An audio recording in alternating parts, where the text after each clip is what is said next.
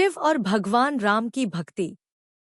बहुत समय पहले की बात है, जब धरती पर धर्म और अधर्म का संघर्ष अपने चरम पर था, तब भगवान राम का जन्म हुआ। वे रघुकुल के दीपक और राजा दशरथ के बेटे थे, जिनका जीवन सत्य, धर्म और आदर्श का प्रतीक था। भगवान राम का जीवन सच्चाई और सत्य के मार्ग पर चलने का आदर्श प्रस्तुत करता था, लेकिन उनका जीवन सिर्फ संघर्षों से ही भरा था। अगर आप भगवान शिव से प्यार करते हो और हमेशा चाहते हो उनकी कृपा आप पर हमेशा बनी रहे तो चैनल को सब्सक्राइब करें, लाइक करें। जल्द ही आपको भगवान शिव आपके जीवन में नई खुशखबरी देंगे। वीडियो को लास्ट तक जरूर देखें, क्योंकि आगे बहुत कुछ खास है। राम का एक मुख्य उद्देश्य था रावण को हराना, जो एक अत्याचारी और अधर्मी राक्षस था, और धरती पर धर्म की पुनर्स्थापना करना। रावण के अत्याचारों ने समूचे पृथ्वी को विकृत कर दिया था। उसने देवताओं, ऋषियों और इंसानों सभी को तंग कर दिया था। भगवान राम ने रावण के अत्याचारों से मुक्ति दिलाने के लिए युद्ध की घोषणा की थी। राम के जीवन में सबसे महत्वपूर्ण बात यह थी कि उन्होंने कभी भी अपनी भक्ति और आस्था को कमजोर नहीं पड़ने दिया। वे भगवान शिव के परम भक्त थे। भगवान राम के जीवन में भगवान शिव की पूजा और भक्ति का महत्वपूर्ण स्थान था। वे शिवजी को अपनी शक्ति का स्रोत मानते थे, और शिव के आशीर्वाद से ही उन्होंने अपनी विजय की ओर बढ़ने का संकल्प लिया था। एक दिन भगवान राम के मन में एक विचार आया। उन्होंने सोचा कि रावण जैसे शक्तिशाली और दुष्ट शत्रु को हराने के लिए उन्हें और अधिक शक्तिशाली बनने की आवश्यकता है। इसलिए वे अपने गुरु वशिष्ठ के पास गए और उनसे मार्गदर्शन प्राप्त किया। वशिष्ठ जी ने उन्हें भगवान शिव की अडिग भक्ति करने की सलाह दी, ताकि भगवान शिव की कृपा से वे युद्ध में विजय प्राप्त कर सकें। वशिष्ठ जी ने भगवान राम से कहा, हे राम, भगवान शिव अत्यंत दयालु और समर्पित भक्तों के प्रति करुणामय होते हैं। अगर तुम उनका दिल से पूजन और तपस्या करते हो, तो वे तुम्हें असीम शक्ति देंगे। रावण से युद्ध में विजय प्राप्त करने के लिए भगवान शिव की कृपा प्राप्त करना अत्यंत आवश्यक है। राम ने वशिष्ठ जी की बातों को गहरे मन में उतारा और उन्होंने निश्चय किया कि वे भगवान शिव की भक्ति में पूरी तरह समर्पित होंगे। इस विचार से प्रेरित होकर वे हिमालय की ओर चल पड़े, जहां भगवान शिव निवास करते थे। राम ने हिमालय की ऊंची पहाड़ियों को पार किया और एक उपयुक्त स्थान पर उन्होंने शिवजी की पूजा शुरू की। उन्होंने दिन-रात की तपस्या की, भगवान शिव के मंत्रों का जाप किया और लगातार ध्यान में मग्न रहे। उनका शरीर थक गया था, लेकिन उनकी आत्मा शिव में समाहित हो गई थी। भगवान राम ने शिव के विविध रूपों की पूजा की, उनके त्रिनेत्र का ध्यान किया और शिव के कैलाश पर्वत के अनगिनत रूपों का मन से अनुभव किया। राम की भक्ति अडिग थी। कई महीने बीत गए, लेकिन वे अपने उद्देश्य से विचलित नहीं हुए। उनका ध्यान केवल भगवान शिव पर था, और उनके हृदय में केवल एक ही इच्छा थी, भगवान शिव की कृपा प्राप्त करना। उनके समर्पण और तपस्या के कारण एक दिन भगवान शिव प्रकट हुए। शिवजी ने भगवान राम से कहा, राम, तुमने जो तपस्या की है वह अत्यंत कठिन थी, और तुम्हारा समर्पण और भक्ति अविस्मरणीय है। मैं तुम्हारी भक्ति से प्रसन्न हूँ। तुम्हें जो भी शक्ति और सहायता चाहिए वह तुम्हारे पास होगी। राम ने भगवान शिव की कृपा प्राप्त की और उन्हें प्रणाम किया। भगवान शिव ने उन्हें एक शक्तिशाली धनुष दिया, जो रावण जैसे शक्तिशाली राक्षसों को हराने में सक्षम था। उन्होंने यह भी आशीर्वाद दिया कि राम की विजय निश्चित होगी, क्योंकि उनका विश्वास और भक्ति भगवान शिव पर सच्ची थी। भगवान राम ने भगवान शिव का आशीर्वाद लिया और अपने ध्येय को पूरा करने के लिए वापस लौट आए। वे यह जानते थे कि अब भगवान शिव की कृपा और आशीर्वाद उनके साथ हैं। और कोई भी शक्ति उन्हें रावण पर विजय प्राप्त करने से रोक नहीं सकती। अब भगवान राम के पास वह शक्ति थी जो उन्हें युद्ध में सफलता दिलाने के लिए आवश्यक थी। लेकिन भगवान राम ने कभी भी भगवान शिव की भक्ति और उनके आशीर्वाद को आत्मग्लानि या अहंकार का कारण नहीं बनने दिया। वे हमेशा शिव के प्रति समर्पित और विनम्र रहे, और यह आस्था और भक्ति उन्हें विजय के पथ पर ले गई। भगवान राम ने भगवान शिव से प्राप्त शक्तियों और आशीर्वाद के साथ वापस अपनी सेना के पास लौटने का निर्णय लिया।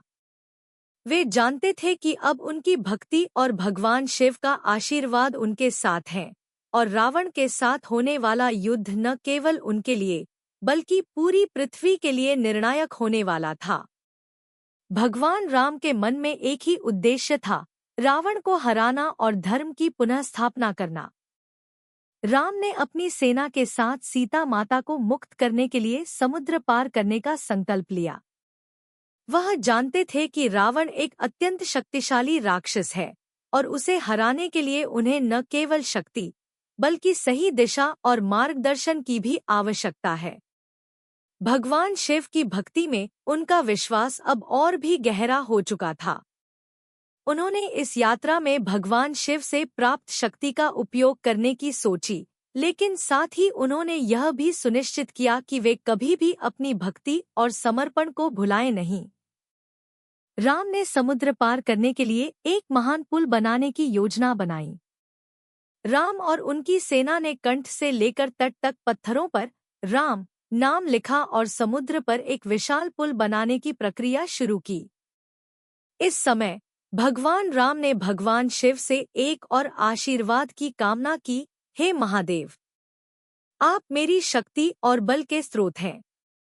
कृपया इस कठिन कार्य में मुझे और मेरी सेना को आशीर्वाद दें, ताकि हम समुद्र पार कर सकें और रावण को हराकर धरती पर धर्म की पुनः स्थापना कर सकें।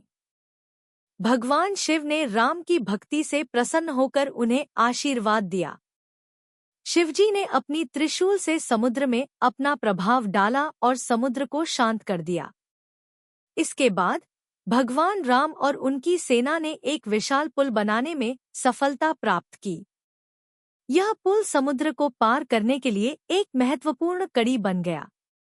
भगवान राम की सेना ने इस पुल को पूरा किया और एक दिन वे लंका के तट पर पहुंचे। लंका पहुंचने पर राम ने शिव का नाम लेकर युद्ध की तैयारी शुरू की। रावण की विशाल सेना और उसकी शक्तियां उनके सामने खड़ी थी, लेकिन भगवान राम ने कभी भी अपनी भक्ति और भगवान शिव के प्रति विश्वास को कमजोर नहीं होने दिया। रावण के साथ युद्ध में प्रवेश करने से पहले भगवान राम ने भगवान शिव की पूजा की। उन्होंने महादेव से विनती की, हे महादेव, इस युद्ध में मैं और मेरी सेना पूरी तरह से निर्भर हैं आपके आशीर्वाद पर। कृपया हमें रावण पर विजय प्राप्त करने की शक्ति दें।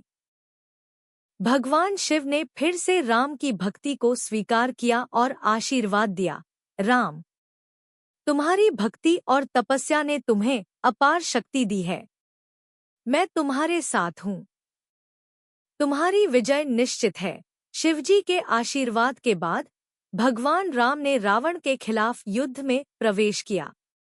युद्ध की शुरुआत में रावण ने अपनी पूरी सेना के साथ राम के विरुद्ध आक्रमण किया। रावण की सेना अत्यधिक शक्तिशाली थी, लेकिन भगवान राम ने अपनी दिव्य शक्ति और भगवान शिव के आशीर्वाद से हर एक राक्षस को परास्त किया। भगवान राम ने शिव के आशीर्वाद से जो धनुष लिया था, उससे उन्होंने रावण की सेना को बुरी तरह हराया। रावण के हर एक सेनापति को उन्होंने परास्त किया और उनके संघर्ष में भगवान शिव की उपस्थिति हमेशा महसूस होती रही। युद्ध के दौरान रावण ने अपनी पूरी शक्ति का प्रयोग किया, लेकिन भगवान राम ने कभी भी अपने उद्देश्य को नहीं छोड़ा। रावण के हर हमले के बाद राम ने शिव की पूजा की और फिर से हर बार जीत हासिल की। भगवान राम ने शिव के त्रिशूल, उनके शक्तिशाली धनुष और उनकी तपस्या के बल से हर एक राक्षस को परास्त किया। वे जानते थे कि इस युद्ध में विजय केवल उनके बल से नहीं, बल्कि भगवान शिव की आशीर्वाद से ही संभव है। एक दिन जब रावण ने अपनी पूरी शक्ति और साजिशों का इस्तेमाल किया, राम ने भगवान शिव से एक और आशीर्वाद प्राप्त किया। उन्होंने शिवजी से कहा, हे महादेव, रावण एक अत्यंत शक्तिशाली शत्रु है। वह मुझसे अधिक कुशल योद्धा है, लेकिन मैं अपनी भक्ति से निरंतर विजय की कामना करता हूँ। कृपया मुझे रावण को हरने की शक्ति दें। भगवान शिव ने राम की भक्ति को देखकर कहा, राम, तुम्हारी भक्ति और तपस्या के बल से तुम पहले ही जीत चुके हो। रावण का अंत केवल तुम्हारे हाथों ही होगा। तुम्हारी विजय तय है। मैं तुम्हारे साथ हूँ और रावण के अंत के लिए मैं तुम्हें शक्ति प्रदान करता हूँ। इसके बाद भगवान राम ने रावण से अंतिम युद्ध किया।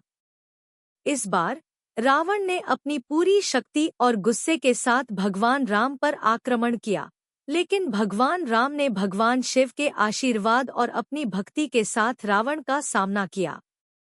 शिव के शक्तिशाली धनुष से राम ने रावण को तीर मारा और रावण धरती पर गिर पड़ा। रावण का अंत हुआ और धर्म की पुनर्स्थापना हो गई। भगवान राम ने रावण को हराया, लेकिन उन्होंने यह कभी नहीं भुलाया कि यह विजय केवल भगवान शिव की कृपा और आशीर्वाद से ही संभव हुई थी। भगवान राम ने भगवान शिव का आभार व्यक्त किया और उन्हें धन्यवाद दिया। उन्होंने अपनी जीत का श्रेय भगवान शिव को दिया और हमेशा शिव के प्रति अपनी भक्ति और श्रद्धा बनाए रखी। यह युद्ध केवल शक्ति का नहीं, बल्कि भक्ति और विश्वास का था।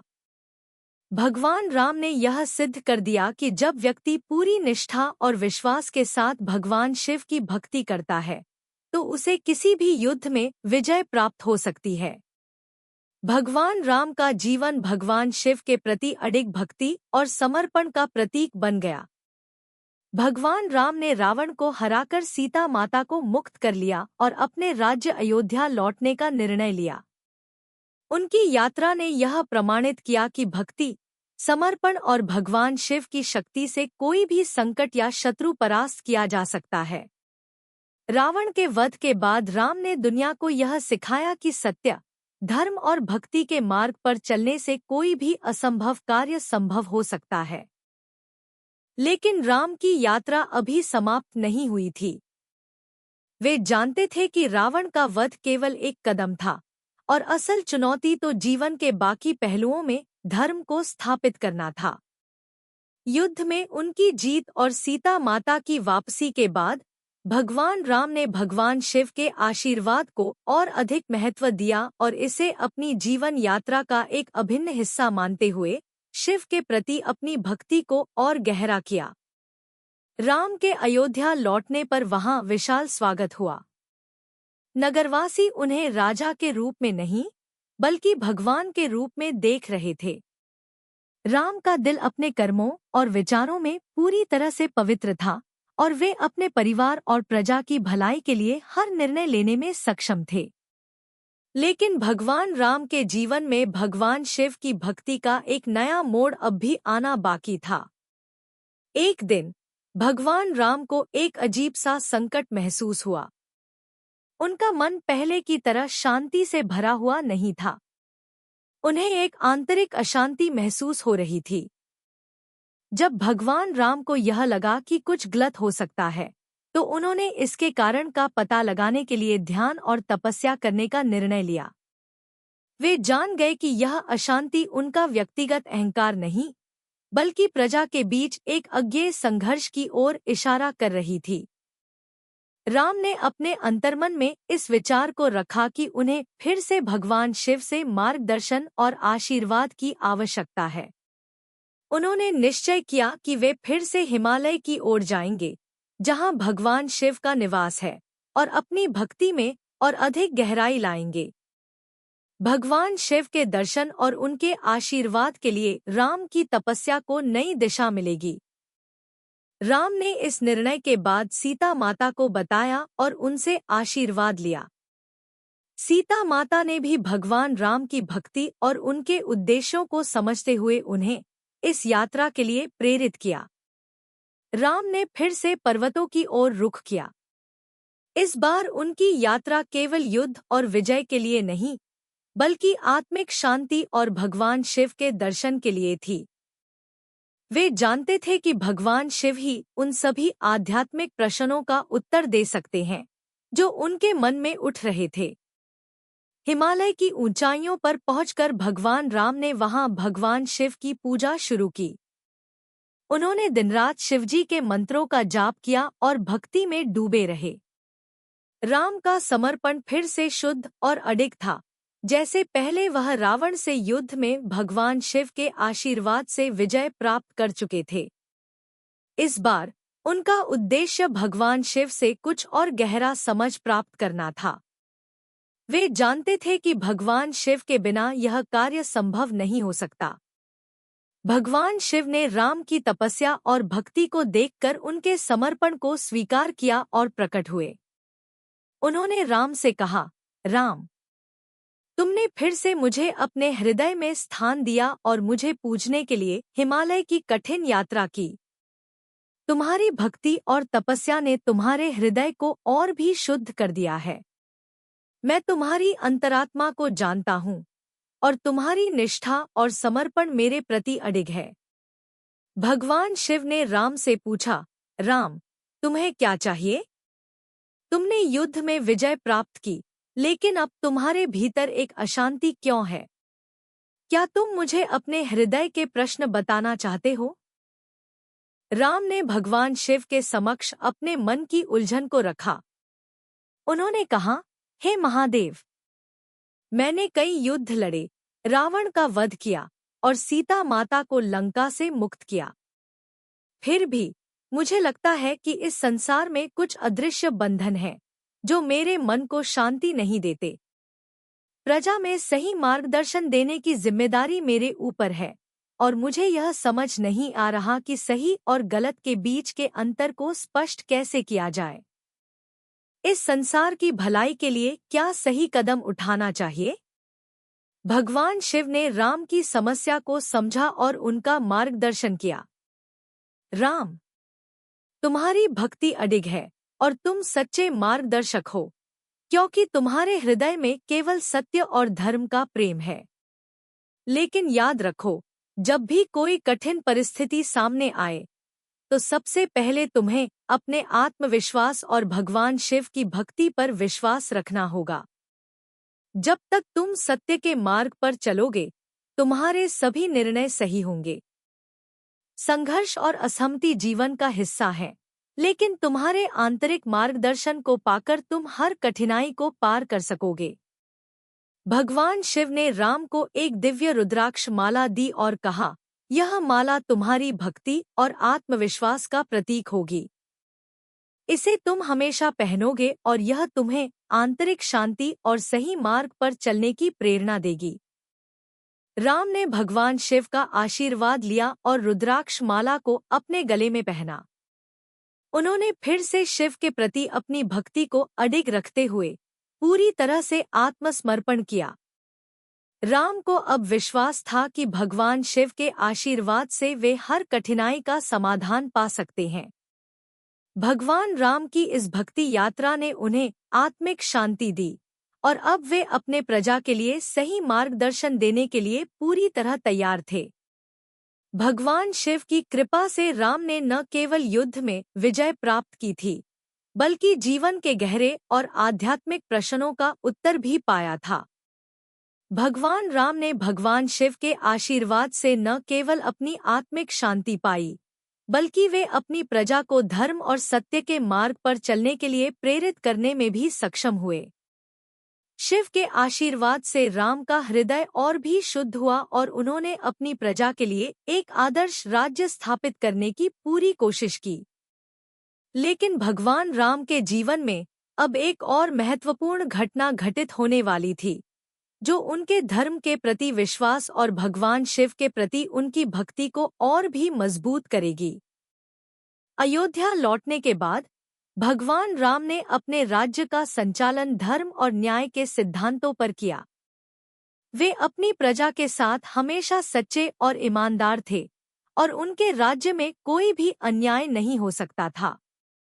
लेकिन धीरे धीरे भगवान राम को यह एहसास हुआ कि उनका राज्य जितना आदर्श और शांति से भरा हुआ था, उतना ही उनके लिए व्यक्तिगत जीवन में एक चुनौती भी था। उनके जीवन की सबसे बड़ी परीक्षा अब उन्हें सीता माता के संबंध में आने वाली एक कठिन परिस्थिति में होनी थी। सीता माता के साथ भगवान राम का जीवन बहुत सुखमय और प्रेमपूर्ण था, लेकिन उनके बीच एक संकट उत्पन्न हुआ।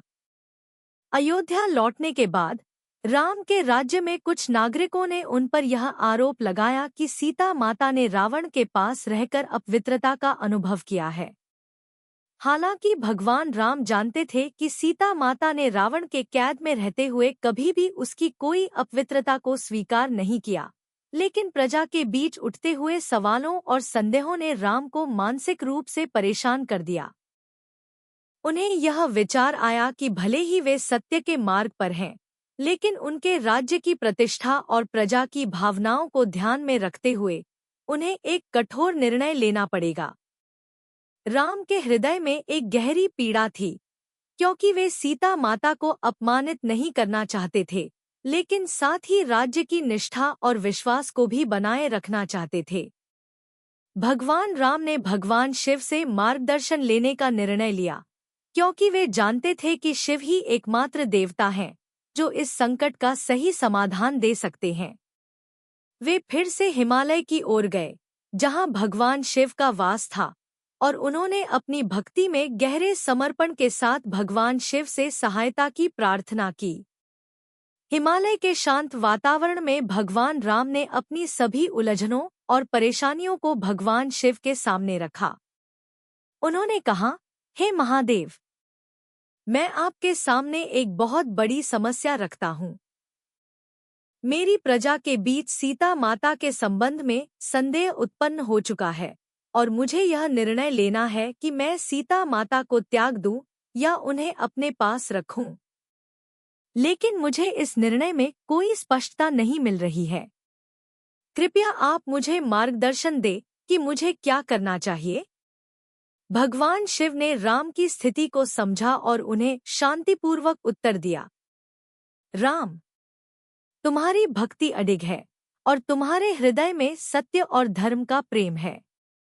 तुम हमेशा न्याय और सत्य के रास्ते पर चलते हो, लेकिन याद रखो कि राज्य का प्रशासन और प्रजा की भावनाओं का भी सम्मान करना जरूरी है। तुम्हें अपनी प्रजा की भावनाओं को भी समझना होगा, लेकिन सीता के लिए तुम्हारी भक्ति और प्रेम को भी नकारा नहीं जा सकता। भगवान शिव ने राम को एक उपदेश दिया, तुम्हारे निर्णय में सबसे महत्वपूर्ण बात यह है कि तुम्हारी पत्नी सीता ने कोई अपराध नहीं किया। वह रावण के द्वारा बंदी बनाई गई थी और उसने अपने सम्मान और पवित्रता की रक्षा की।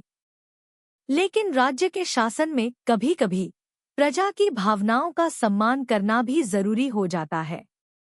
तुम्हें एक कठिन निर्णय लेना होगा जो तुम्हारे और सीता के संबंधों को तो प्रभावित नहीं करेगा, लेकिन राज्य के प्रशासन को भी न्यायपूर्ण बनाएगा।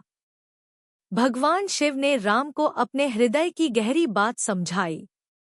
यदि तुम चाहते हो कि तुम्हारी प्रजा को किसी प्रकार का संदेह न हो, तो तुम्हें सीता माता को सार्वजनिक परीक्षण से गुजरने देना होगा, ताकि प्रजा को विश्वास हो सके कि वह अपवित्र नहीं है। और तुम्हें यह सब केवल सत्य और न्याय के मार्ग पर चलकर करना होगा। शिव के इस उपदेश को राम ने ध्यानपूर्वक सुना और गहरे मन से आत्मसात किया।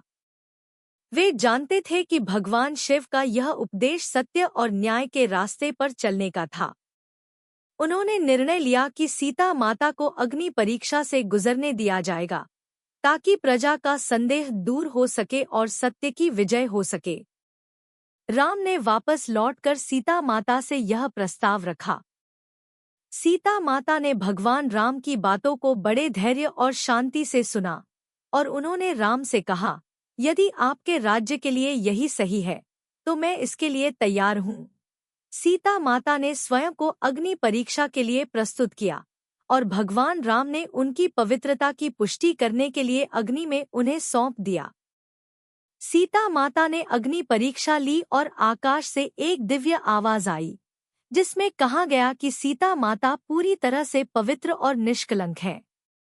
उनकी पवित्रता की कोई भी छाया नहीं हो सकती और उन्होंने रावण के साथ रहते हुए भी अपने सम्मान को बनाए रखा। राम का दिल संतुष्ट हुआ और उन्होंने सीता माता को अपने पास रखा। इस कठिन निर्णय ने भगवान राम को यह सिखाया कि कभी-कभी धर्म का पालन करना बहुत कठिन होता है, लेकिन भगवान शिव की भक्ति और मार्गदर्शन से हम सही रास्ते पर चल सकते हैं। भगवान शिव के आशीर्वाद से भगवान राम ने राज्य में फिर से शांति और न्याय स्थापित किया और उनके निर्णय ने प्रजा को यह सिखाया कि सत्य और धर्म हमेशा सर्वोपरि होते हैं और भक्ति के मार्ग पर चलने से हर संकट का समाधान मिल सकता है। भगवान राम ने सीता माता की अग्नि परीक्षा के बाद राज्य में शांति और संतुलन स्थापित किया। उनके जीवन में वह कठिन निर्णय एक महत्वपूर्ण मोड़ था, जिसमें उन्होंने सत्य और धर्म के मार्ग पर चलते हुए न केवल अपनी प्रजा को संतुष्ट किया, बल्कि भगवान शिव के आशीर्वाद से अपने परिवार को भी संकटों से उबारा। लेकिन यह संघर्ष और परीक्षण भगवान राम के जीवन में अभी खत्म नहीं हुआ था। अब भगवान राम को एक और चुनौती का सामना करना था, जो उनके राज्य की गरिमा और भगवान शिव के प्रति उनकी भक्ति की परीक्षा लेगी। राम के राज्य में शांति का माहौल था, लेकिन एक दिन एक महान संकट ने अयोध्या को घेर लिया। राम को यह सूचना मिली कि लंका में रावण के भाई कुंभकर्ण का पुत्र मेघनाथ, जो अत्यधिक शक्तिशाली और युद्ध में प्रवीण था, अपने पिता के कृत्यों का प्रतिशोध लेने के लिए तैयार हो चुका है। मेघनाथ ने भगवान राम के राज्य को संकट में डालने के लिए एक महाशक्तिशाली अस्त्र का निर्माण किया था। यह अस्त्र भगवान राम और उनके राज्य के लिए एक बड़ा खतरा बन गया था। भगवान राम को यह जानकारी मिली कि मेघनाथ का अस्त्र इतना शक्तिशाली था कि उसकी मार से भगवान शिव के ही भक्त भी सुरक्षित नहीं रह सकते थे। यह अस्त्र केवल एक भगवान शिव के परम भक्त द्वारा नष्ट किया जा सकता था। भगवान राम ने इस संकट से निपटने के लिए भगवान शिव की शरण में जाने का निश्चय किया। उन्हें यह एहसास हुआ कि अब भगवान शिव ही एकमात्र ऐसे देवता हैं जो इस महाशक्तिशाली अस्त्र का नाश कर सकते हैं और उनके राज्य को बचा सकते हैं। राम ने फिर से हिमालय की यात्रा की, जहां उन्होंने भगवान शिव से सहायता प्राप्त करने के लिए अपनी तपस्या आरंभ की। भगवान राम ने इस बार विशेष रूप से शंकर भगवान से यह प्रार्थना की, हे महादेव, आपके अलावा कोई नहीं है जो इस अस्त्र का नाश कर सके। आप ही मुझे शक्ति और मार्गदर्शन दे सकते हैं। कृपया मेरे राज्य और मेरी प्रजा को इस संकट से बचाएं। भगवान शिव ने भगवान राम की भक्ति को फिर से स्वीकार किया और उनकी प्रार्थना सुनने के बाद वह प्रकट हुए। शिवजी ने कहा, राम, तुम्हारी भक्ति और समर्पण के कारण तुम्हारे हृदय में केवल सत्य और धर्म का वास है। मैं तुम्हारी कठिनाई को समझता हूँ और इस अस्त्र को नष्ट करने के लिए मैं तुम्हें एक विशेष मंत्र और शक्तिशाली त्रिशूल प्रदान करूंगा, जो मेघनाथ के अस्त्र को नष्ट करने के लिए सक्षम होगा। भगवान शिव ने भगवान राम को एक दिव्य त्रिशूल और एक विशेष मंत्र दिया, जिससे वह मेघनाथ के अस्त्र को नष्ट कर सकते थे। यह त्रिशूल इतना शक्तिशाली था कि वह किसी भी अजेय अस्त्र या शक्ति को भंग कर सकता था। शिवजी ने राम से कहा, राम, यह त्रिशूल और मंत्र तुम्हारे साथ हैं, लेकिन तुम यह याद रखना कि यह केवल तुम्हारी भक्ति और मेरी कृपा के कारण संभव होगा। विश्वास और सत्य के मार्ग पर चलने से ही तुम इस संकट को पार कर सकोगे। भगवान राम ने भगवान शिव का आशीर्वाद लिया और त्रिशूल को अपने साथ लेकर अयोध्या लौट आए। लौटते समय उन्होंने यह सुनिश्चित किया कि उनकी प्रजा को यह संदेश मिले कि किसी भी संकट का समाधान केवल भगवान शिव की भक्ति में निहित है। उन्होंने यह भी संकल्प लिया कि इस युद्ध में वे सिर्फ अपने बल पर नहीं, बल्कि भगवान शिव के आशीर्वाद से विजय प्राप्त करेंगे। भगवान राम ने अपने सेनापति हनुमान से कहा, मेघनाद के अस्त्र को नष्ट करना हमारे लिए अत्यंत आवश्यक है। हमें भगवान शिव के आशीर्वाद से यह कार्य पूरा करना होगा।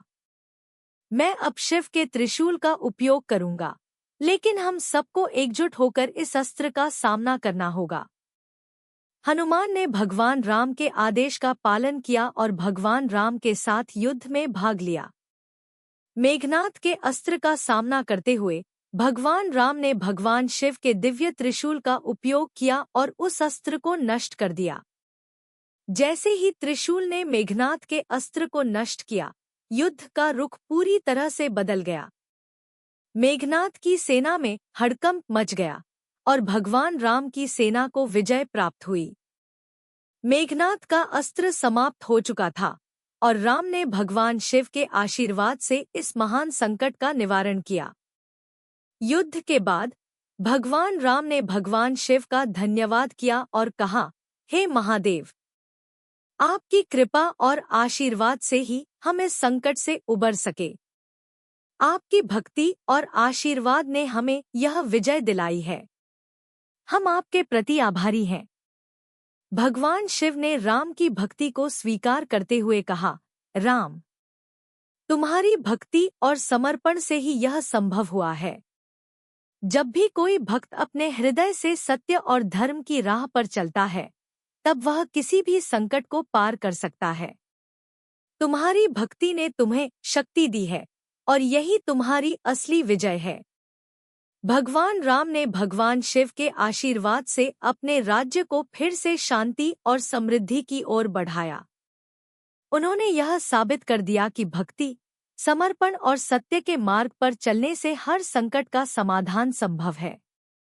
भगवान शिव के आशीर्वाद से राम ने न केवल युद्ध की विजय प्राप्त की, बल्कि अपने राज्य और प्रजा के लिए एक आदर्श स्थापित किया। इस युद्ध के बाद भगवान राम का विश्वास भगवान शिव पर और भी दृढ़ हो गया। उन्होंने सीखा कि जब तक कोई भक्त अपने भगवान के प्रति अडिग भक्ति रखता है, तब तक उसे कोई भी चुनौती या संकट परास्त नहीं कर सकता। भगवान राम ने भगवान शिव की भक्ति के माध्यम से यह सिद्ध कर दिया कि शक्ति केवल बाहरी साधनों से नहीं, बल्कि आंतरिक विश्वास और भक्ति से मिलती है। भगवान राम ने भगवान शिव के आशीर्वाद से युद्ध में विजय प्राप्त की और अपने राज्य को सुरक्षित किया। उनके जीवन में यह घड़ी एक महत्वपूर्ण मोड़ साबित हुई, क्योंकि इस संकट के माध्यम से उन्होंने यह साबित किया कि भगवान शिव की भक्ति केवल बाहरी युद्धों में ही नहीं, बल्कि जीवन के हर क्षेत्र में सफलता का एक प्रमुख मार्ग है। भगवान शिव की कृपा से भगवान राम के राज्य में शांति स्थापित हो गई, लेकिन राम का जीवन अब एक नए अध्याय की ओर बढ़ने वाला था। युद्ध की विजय के बाद राम ने अपने राज्य का प्रशासन और प्रजा की भलाई सुनिश्चित करने के लिए कई सुधार किए।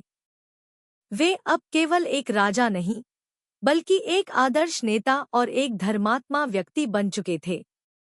लेकिन इस समय भगवान राम का हृदय कहीं न कहीं एक उदासी और वेदना से भरा हुआ था। वह जानते थे कि उनका जीवन अब भी अधूरा है, क्योंकि उन्हें भगवान शिव की भक्ति में एक गहरे रहस्य की खोज थी। वह चाहते थे कि भगवान शिव के साथ उनके संबंध और भी गहरे हों, ताकि वे आत्मिक शांति और दिव्य ज्ञान को प्राप्त कर सकें।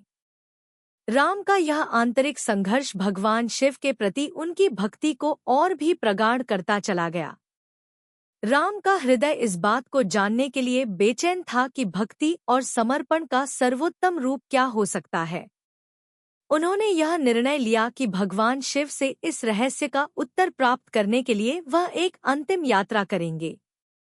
यह यात्रा केवल एक शारीरिक यात्रा नहीं, बल्कि एक आध्यात्मिक यात्रा भी होगी, जिसमें वे भगवान शिव के दिव्य रहस्यों और भक्ति के अद्वितीय रूप को समझ सकेंगे।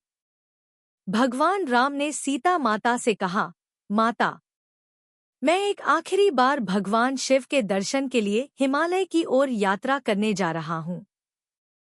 मुझे विश्वास है कि इस यात्रा में मुझे वह सत्य मिलेगा जो मेरे हृदय को शांति देगा। आप मेरी भक्ति और इस यात्रा के उद्देश्य को समझती हैं और मैं आपसे आशीर्वाद चाहता हूँ। सीता माता ने भगवान राम को आशीर्वाद दिया और उन्हें विश्वास दिलाया कि भगवान शिव की भक्ति से उनकी आत्मा को दिव्यता और शांति मिलेगी। उन्होंने कहा, राम, तुम हमेशा सत्य के मार्ग पर चलने वाले हो। भगवान शिव तुम्हारे साथ हैं। तुम जहां भी जाओ, उनकी कृपा तुम्हारे साथ होगी। राम ने फिर से हिमालय की ओर रुख किया, जहां भगवान शिव का वास था। इस बार उनकी यात्रा का उद्देश्य केवल भक्ति और ज्ञान की प्राप्ति था। उन्हें यह यकीन था कि भगवान शिव ही उन्हें आत्मिक शांति और दिव्यता का मार्ग दिखा सकते हैं। हिमालय की ऊंचाइयों में जाकर राम ने एकांत में ध्यान करना शुरू किया। उन्होंने भगवान शिव के दिव्य रूप का ध्यान करते हुए अपनी भक्ति और समर्पण को और गहरा किया। राम ने भगवान शिव से प्रार्थना की, हे महादेव, आप साक्षात ब्रह्मा, विष्णु और महेश्वर हैं। आप न केवल संसार के रचनाकार हैं, बल्कि आपके अंदर समस्त ब्रह्मांड का ज्ञान और शक्ति समाहित है। कृपया मुझे वह दिव्य ज्ञान और भक्ति का अनुभव दें, जिससे मैं सत्य, धर्म और न्याय का पालन और भी सशक्त रूप से कर सकूं। भगवान शिव ने राम की भक्ति को महसूस किया और उनके समर्पण से प्रसन्न होकर वह प्रकट हुए। शिवजी ने कहा, राम, तुमने हमेशा अपनी भक्ति को निष्कलंक रखा है।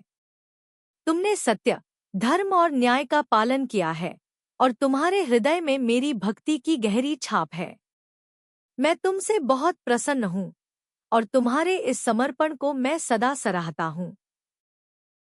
भगवान शिव ने राम को एक दिव्य दृष्टि दी और उन्हें बताया, राम, भक्ति और समर्पण का सर्वोत्तम रूप तब है जब एक व्यक्ति अपने हृदय में शुद्धता और अहंकार का त्याग करता है। भगवान शिव की भक्ति का अर्थ केवल बाहरी पूजा नहीं है, बल्कि वह आत्मा के भीतर की गहरी शांति, प्रेम और विश्वास का प्रतीक है। जब तुम अपने हृदय से हर दुख और हर बुराई को दूर करते हो, तभी तुम्हारी भक्ति पूर्ण होती है। भगवान शिव ने राम को यह भी बताया कि भक्ति की सबसे बड़ी शक्ति यह है कि वह व्यक्ति को अपनी सीमाओं और अहंकार से मुक्त कर देती है।